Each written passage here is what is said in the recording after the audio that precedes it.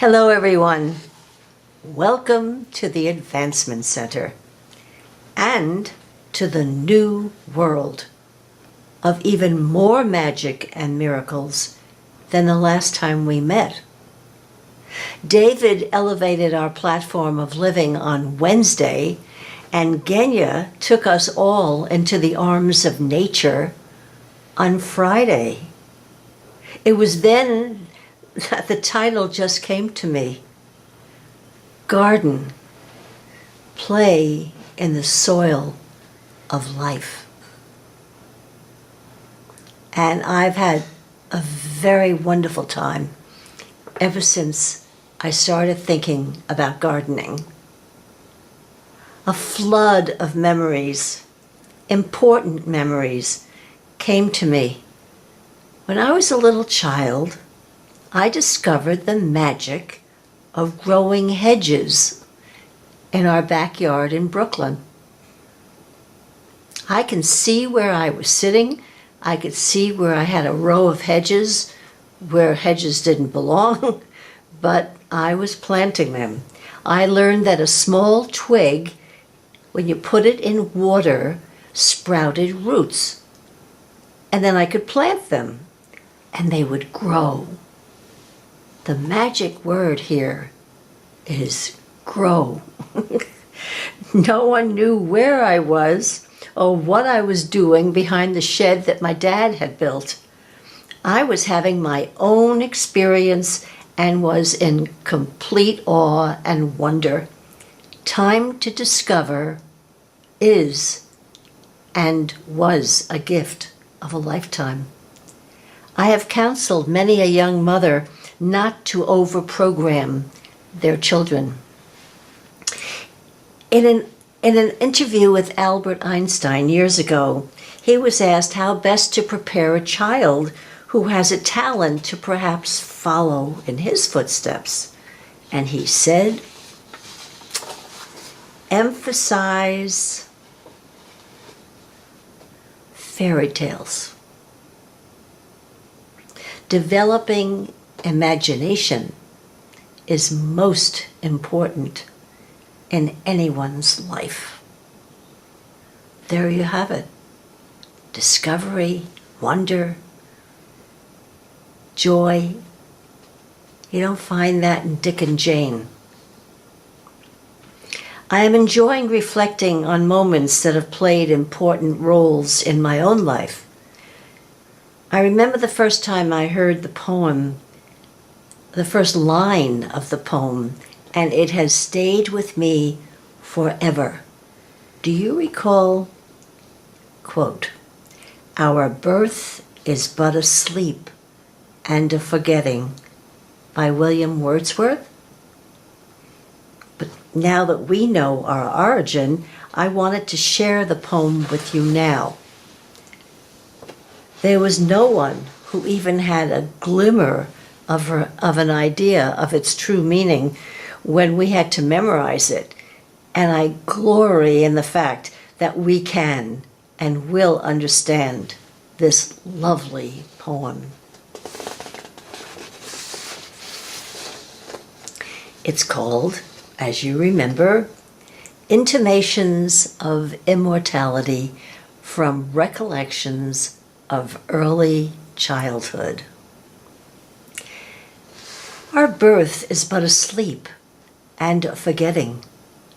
The soul that rises with us, our life's star, hath elsewhere its setting, and cometh from afar, not in entire forgetfulness, and not in utter nakedness, but trailing clouds of glory do we come from God, who is our home. Heaven lies about us in our infancy. Shades of prison house begin to close upon the growing boy, but he beholds the light, and whence it flows, he sees it in his joy.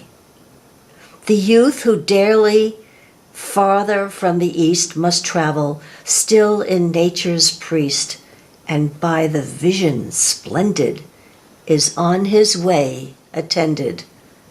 At length the man perceives it die away and fade into the light of common day. It was that first line that got me. It's but a forgetting.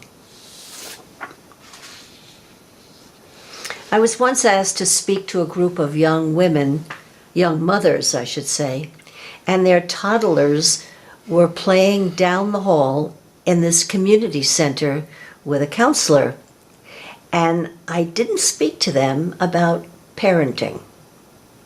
Rather, I led them in a reflection and discussion of their own childhoods, what they loved playing, doing, and the nicknames they were called by beloved grandparents. There was full participation, and the memories were vividly related. And when I reminded them that these were not in the past, but in the future, as they enjoy their own adorable sons and daughters, as they learn the joys of growing their own food in a garden that they tend together. Their child will discover the magic of taking a carrot out of the ground, washing it, and loving the taste. That child will have a lifelong memory. At the end of the session, these young mothers almost raced down the hall to where their children had been playing and delighted in what was in store for them to enjoy together. And I felt that this picture captured a little bit of that. There's nothing like it.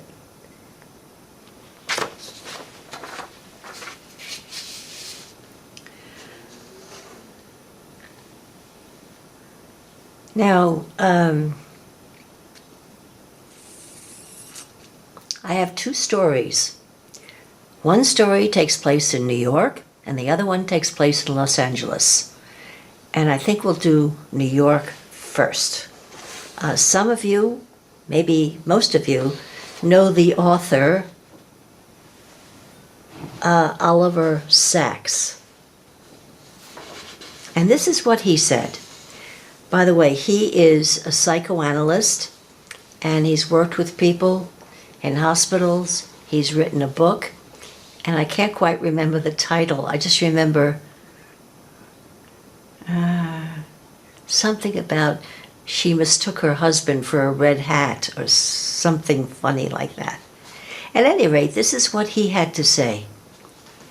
Having lived and worked in New York City for half a century, a city sometimes made bearable only by its gardens, Sacks recounts witnessing nature's tonic effects on the neurologically impaired patients. A man with Tourette's syndrome, afflicted by severe verbal and gestural ties in the urban environment, grows completely symptom-free while hiking in the desert. An elderly woman with Parkinson's disease, who often finds herself frozen elsewhere, can not only easily initiate movement in the garden, but takes to climbing up and down the rocks unaided.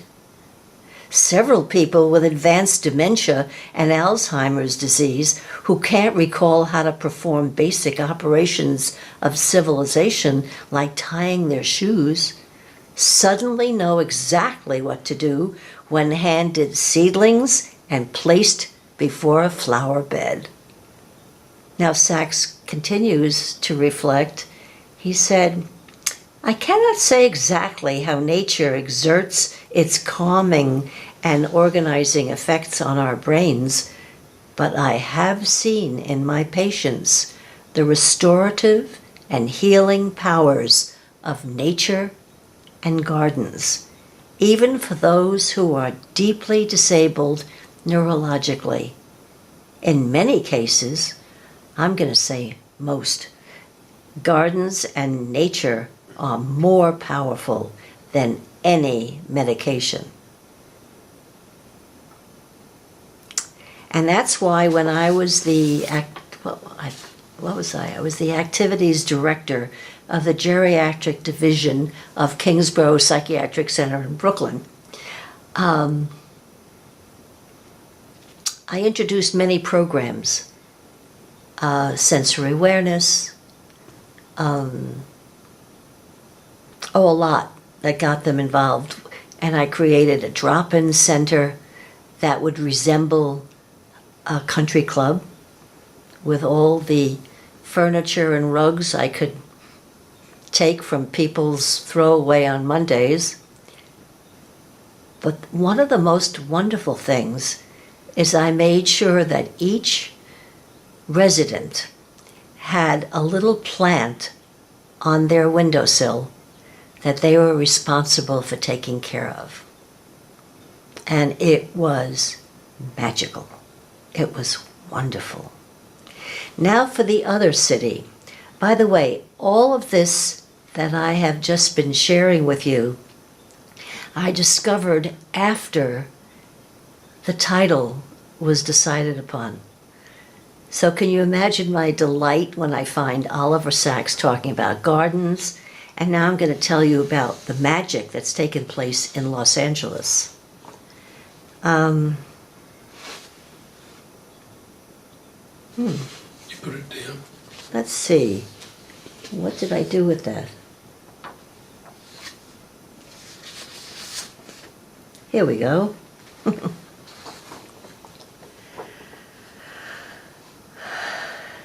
I discovered some wonderful YouTubes on Facebook featuring Ron Finley. Now, have you ever heard of the Gangsta Gardener? That's Gangsta. Gangsta. Sounds Brooklyn. Okay. There are some wonderful YouTubes on Facebook featuring Ron Finley, who has become my new champion. He is changing the face of South Central, now called South Los Angeles, where the drive-bys and the drive-ins in a neighborhood devoid of fresh produce for miles is making it impossible for the people to be nourished, much less flourish.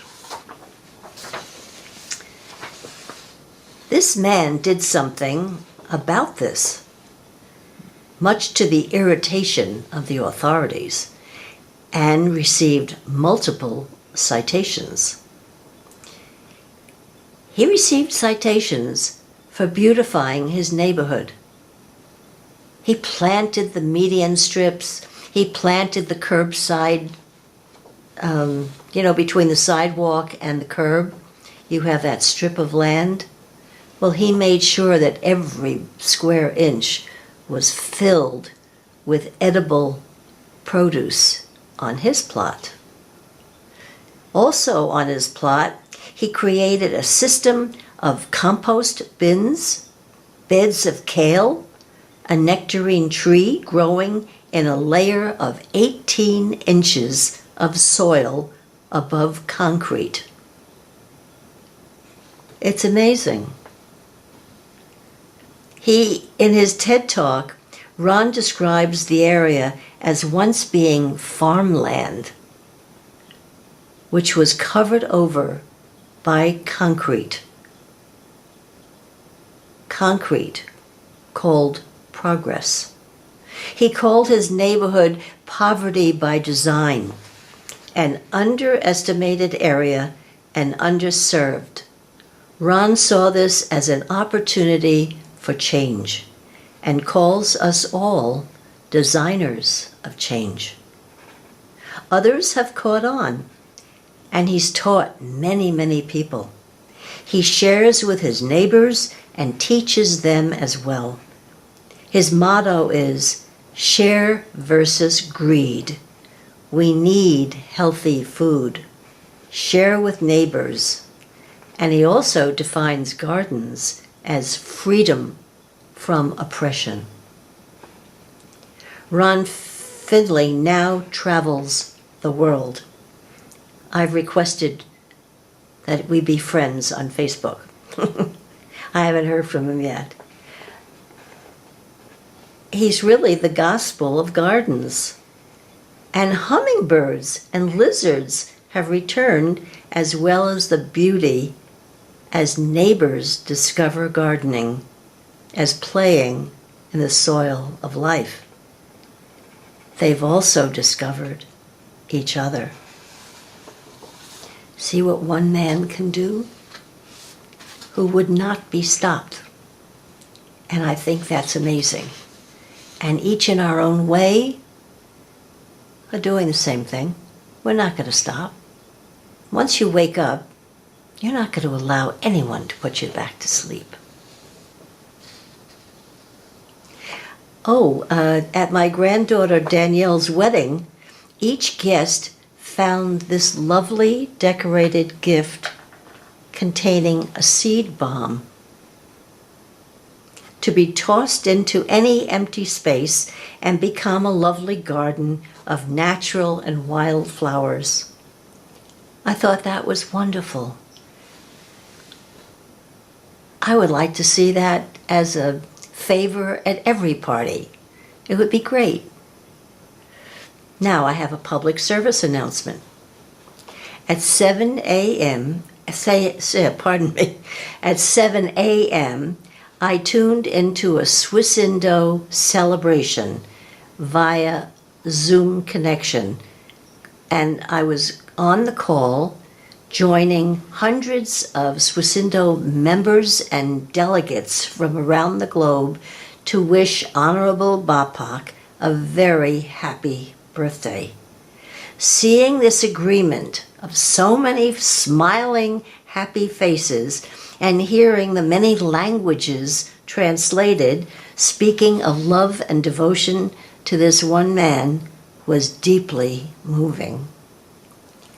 And what's going on politically in Indonesia, oh, by the way, Honorable Ani, who was right next to Honorable Bapak, said she's taking all of the messages and she will be with Bapak tomorrow. And I showed this to you last week, but this is what Susan represented our ministry. So all the ministries were represented, and everyone, and as you know, as I said, everyone with a star is one of our family represented. And Cheryl will be at her first meeting tomorrow night. And as far as politically, the president who has been in office is losing credibility left and right as transgressions are revealed of just how corrupt he has been. So that bodes well for our candidate, and I'll keep you posted. And hopefully by next Sunday, there'll be some real news.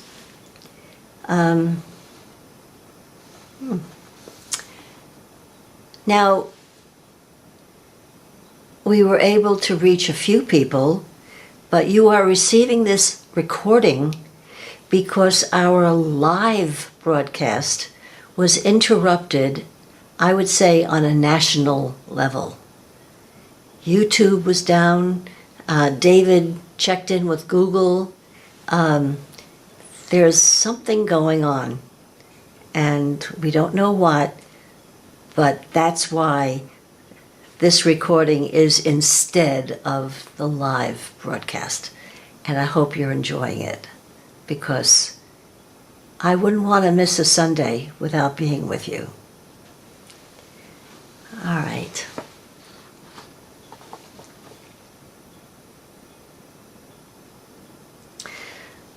So that's that's pretty much what's been going on. Oh no, there's more. Yesterday, Robert and I, true to our new focus on gardens, went to Home Depot, and I haven't told you about the garden we created. All right, a few days before that, Robert did a yeoman's job in digging up a new area for a garden. But having a garden in California is not like having a garden in Brooklyn, because we put in a garden 6 or 7 years ago, and it was magnificent, and everything was just growing so beautifully.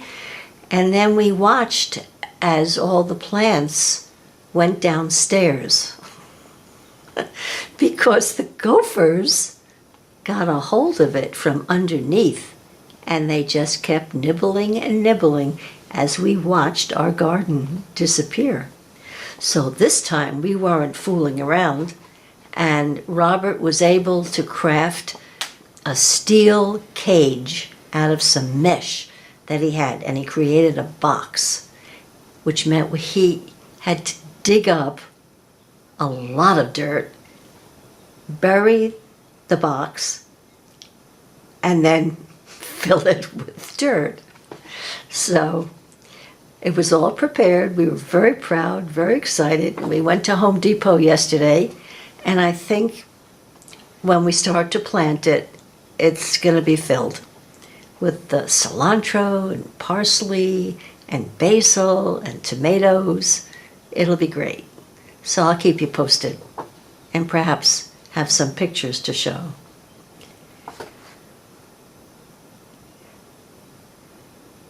This is something I have to share with you. There is an ever-present impelling for me to discover all the transmissions that have been, all the treasures rather, that have been transmitted in the physical past and hold keys for our future right now.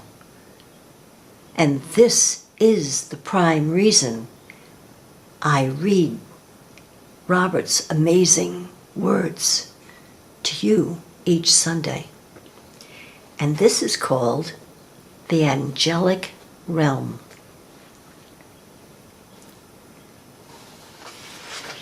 Once again, we delve into the distance and bring the future near, so that you are able to accommodate everything you have prepared for your life. This is a process that needs your attention. The attention we refer to is your presence in your most elevated form. There is a need for understanding in the world, and you are about to translate what is normally beyond the mind into something that can be accepted and understood by the mind. To proceed along this path, there is another factor that must be included in your daily life. There are portions of the unknown that are continually revealed as we move through our lives, and even if we become familiar with the unknown, we still have little understanding attached to these unknowns. Familiarity brings acceptance and reality into our lives, and we eventually find ourselves demonstrating what was unknown without any real understanding of how or why it is possible.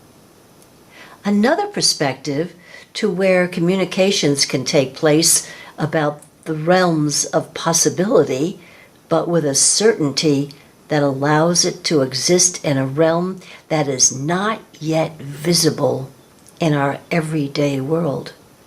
The realm we refer to is the angelic realm, where our spirit runs free and our vision is immaculate. In the angelic realm, it is possible to connect with and develop your future without any influence from the past or present. Your skill at working with parallel dimensions that we sometimes call daydreaming will assist you in working in two separate realms, but the sensation will always be different. The part of the angelic realm that you can use is not imaginary or separated by a dimensional barrier. It is such that it has access to the same time and space as humanity and all the aspects of life, but it is separated by what you might call bandwidth in communication terms. You can step into the angelic realm by focusing yourself on the intention to do so, and then take a physical step to one side so that you move no more than 1 or 2 inches. This will change your life, and it will allow you to work in a totally different way.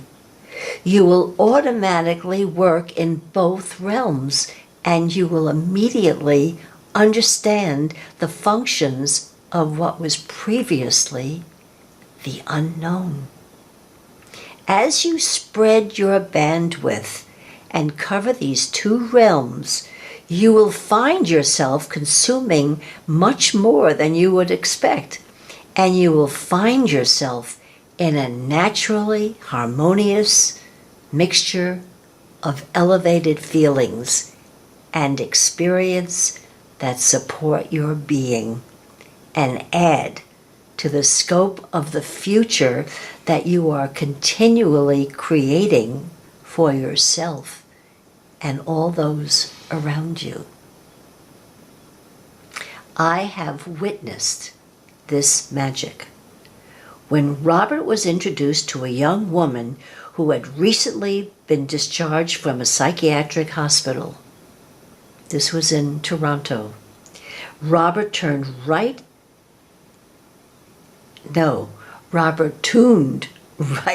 into her, and in no time directed her to her relief.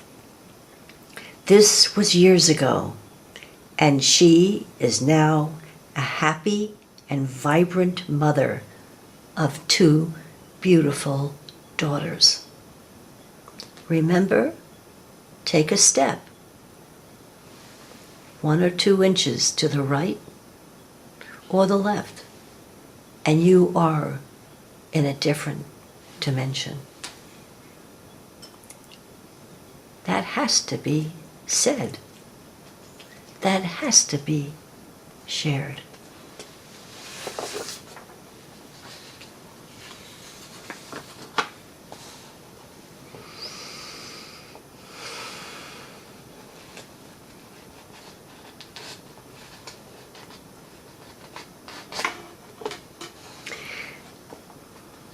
And on February 12th, 2016, Robert wrote The Magic in Your Life, and I'm continuing. There is a calmness in the middle of the excitement that seems to overhaul everything and make each movement unique and easy. Where you are heading has no description, but it is exactly where you need to be for the next phase of your movement forward in life. Remember, it is not by chance that you are where you are, doing what you are doing. Some unknown force continually appears in your life and changes direction and circumstance to ensure that you are in the correct location at the most appropriate time with the resources that are needed for that time. Relax with what is happening and continue to celebrate no matter what may seem more appropriate. You are in another phase of life where celebration must take the forefront and overshadow everything, while the impossible is handled in the background. This is a natural way of being, and a natural way of removing the load from your physical being. There is no need to carry the world on your shoulders. There are many other ways to accommodate everything that is needed to achieve what is needed throughout each day. The world of magic and miracles is a self-motivating source that has no need for concern or worry. The future will take care of itself because you have already looked and placed your order for the most exciting and productive events. Allow the future to come to you and stop placing any more orders. It's all done. Watch and listen, and you will enjoy the fruits of your existence in a way that has never been experienced before.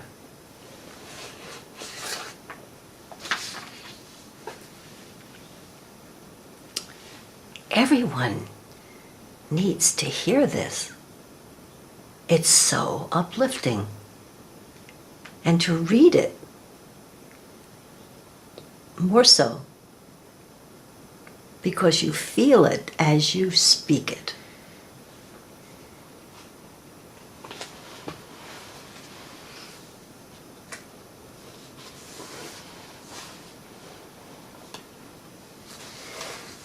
Now, for these past few weeks, I've been taking you back 5 years.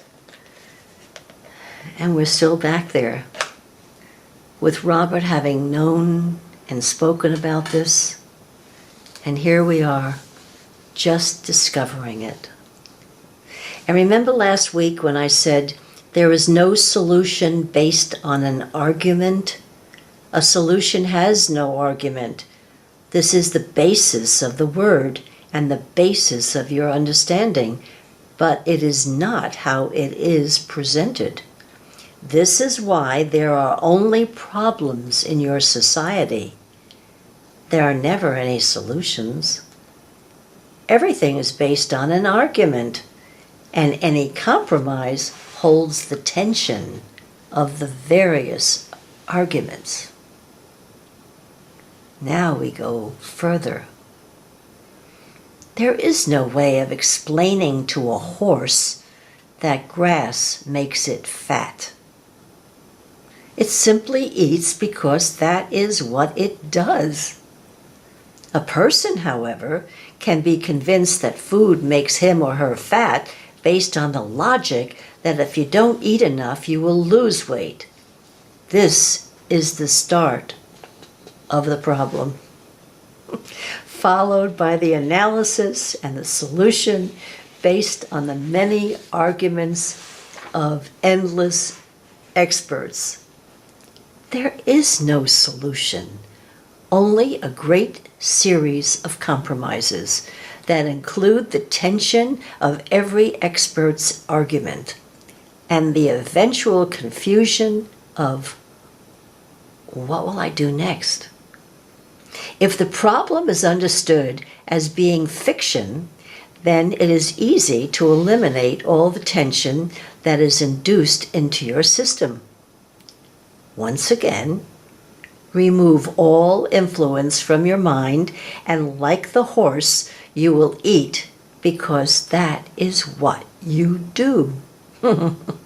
The fact that your weight is controlled by the tension in your system will not even come into your consciousness. You will have a different reality to live and a different world to experience. The beauty of a person comes from within, and a clear mind will produce a clear image for the world to experience. Every aspect of a person exudes beauty when there is clarity of mind. The heart will take its place and have no need for amplification by words or actions once the mind is clear and without struggle of any form. This is the simplest state of a person in every world, and it has always been recognized as the ultimate of all our measuring systems. The world will melt, and the social system will melt in the presence of such beauty. Totally clear your mind, and you will feel the essence of your Creator at work in every moment.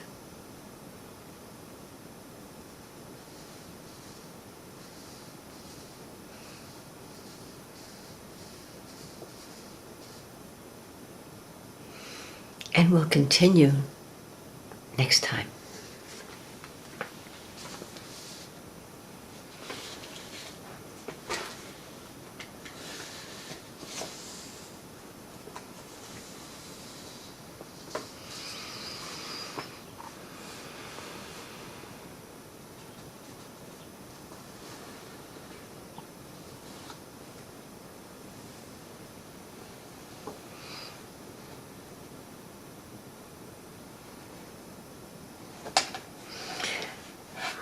I was going to stop just then, but there's no way I can skip over this because it's beautiful.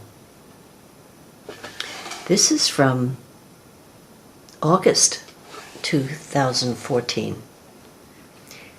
Continuing, there is nothing more to say on the subject of life because it is here to express itself, and it will do so without the need for any intervention by the words or actions of another person.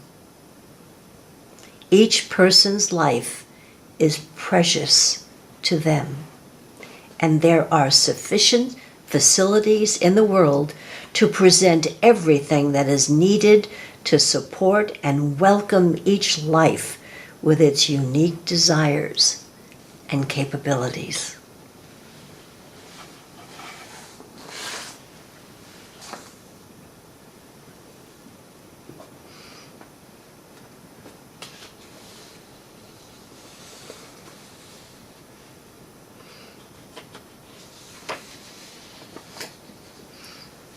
And I feel what I've been describing with Robert's words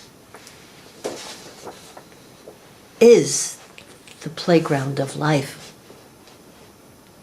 And here is David's poem by the same name, The Playground of Life. This world is a playground with all kinds of toys, full of magic and miracles for you to enjoy. The choices are endless. Let your music lead the way, a completely blank canvas, a different color each day, creating with magic the world that exists, watching miracles appear with a little mischief. You are the master, never needing to explain. You are making a difference with your power to change.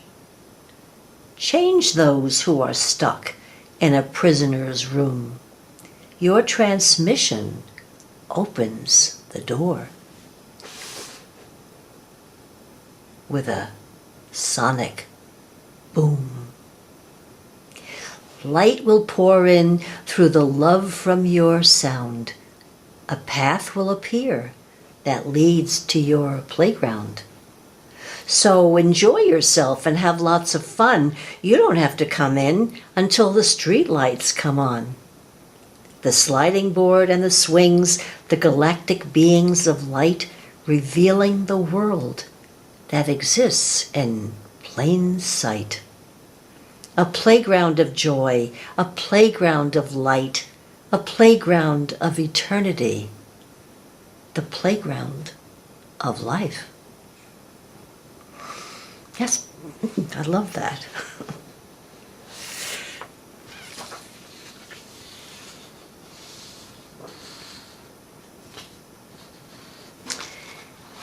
And David wrote, "A beautiful day."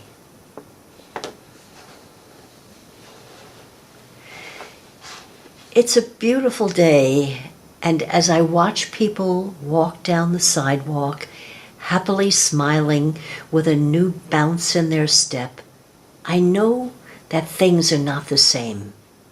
The sky is crystal blue, and the sun is shining on all life. Children are skipping and jumping, people stopping to smell the roses, babies being carried and pushed along in the energy of joy and happiness. The traffic is moving with great patience as it meanders through the downtown. Restaurants are prepping for their opening. Outside cafes are putting out their chairs and dressing their wicker tables with blue and white checkered tablecloths. People walking by saying hello, couples holding hands, and large groups of family and friends walking in lockstep and laughter. Retail stores welcoming in the happy shoppers to peruse their wares. This is the flow that the earth was created to support, and now it will. All that is necessary for these people to be able to enjoy life is being created for all humankind. The freedom to wake up happy, to take off work, and above all, to live life and celebrate. We are the architects, and we are building it all. And every being on and off this planet is supporting us. Even Gaia herself is producing energies to support the growth of the magic and miracles that are the music of the great flow. This is just the first step in what we will bring into reality, and the evidence is undeniable. Notice those around you, and notice Gaia herself. With her new weather patterns, for freedom has been given to everything ever created. We have been given authority to bring our vision for humanity into reality. Like a painter who paints an abstract thought onto a canvas and watch it become reality in the physical world, so too are we. With one stroke of the brush, painting over the old concepts and beliefs with the new color of freedom. And once again, the rainbow is the symbol and the evidence that the paint is being applied. As always, this message comes from the highest authority, filled with love and power for all beings. It is the appointed time for the Creator to bring forward what everyone has always known deep inside themselves. But this will even surpass that, because what you have is a knowing of the outcome. Just wait until you see the details. Not in your greatest imagination could you ever have been ready for what is coming next. It's a beautiful day.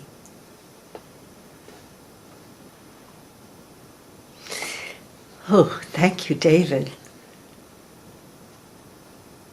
It is.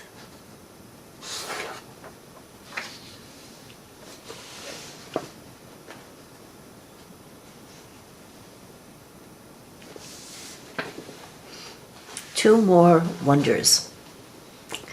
The first one is from Archangel Michael in a transmission that I have been reading from to you. But I just saw these words and I said, oh yes, oh yes.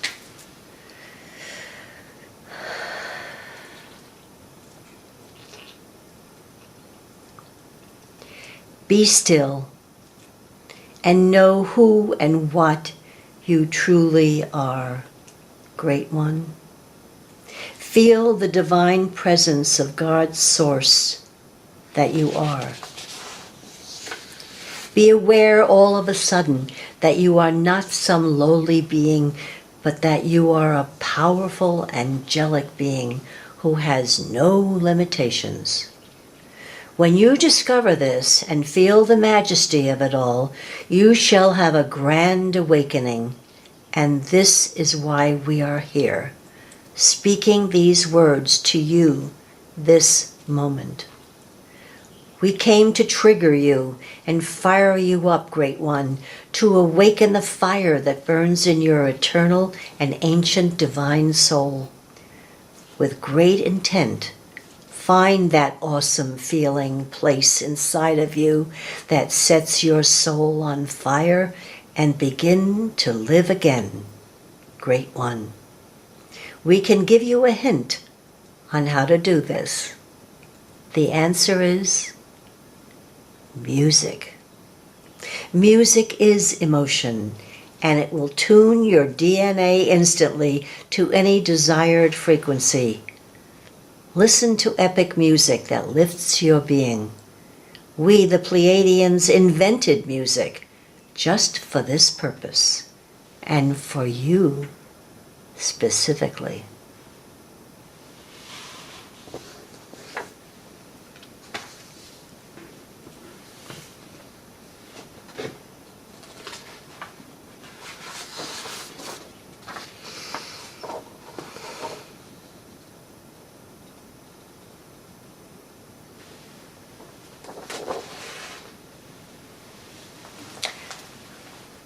And David wrote this, and you heard it on Wednesday, and it's my honor to bring it to you again.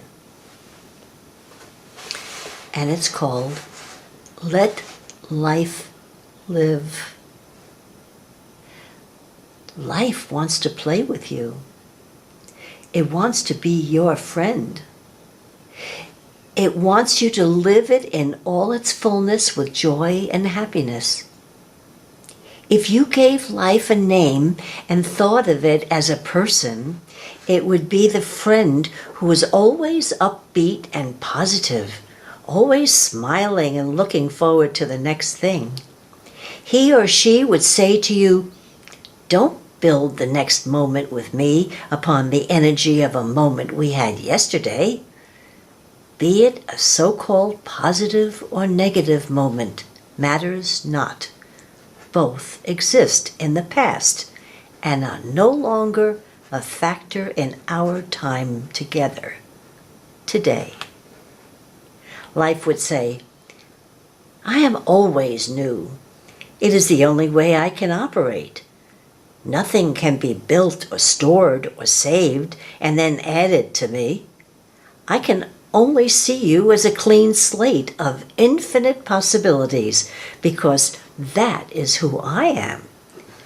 Don't try and create your life around the correction or expectations of our time together. That is a hamster wheel you don't want to ride on. Instead, let go of all that we experienced in each past moment, just as a child does. You know that they are the example of how to be with me, and you are still that child yourself. You've just added on layers of self-doubt, programming of fitting in, and self-analysis. We had so much fun together when you were a child, but now I feel your resistance to me and your internal fight with life itself. Return back to that little child who loved spending the day with me, but then forget what we did together so that the next day was completely new. We let life and our spirit and heart lead the way to the infinite possibilities that each moment would bring, and we were free. It's a brand new day, so let life live. I love that. That's wonderful.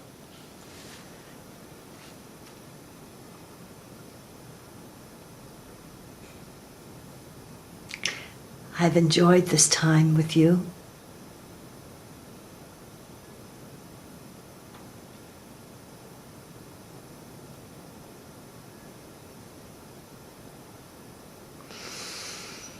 And I look forward to our next meeting. But until then, we at the Advancement Center are gathered together wishing you a perfect life, perfect health, and a truly magic future. Thank you.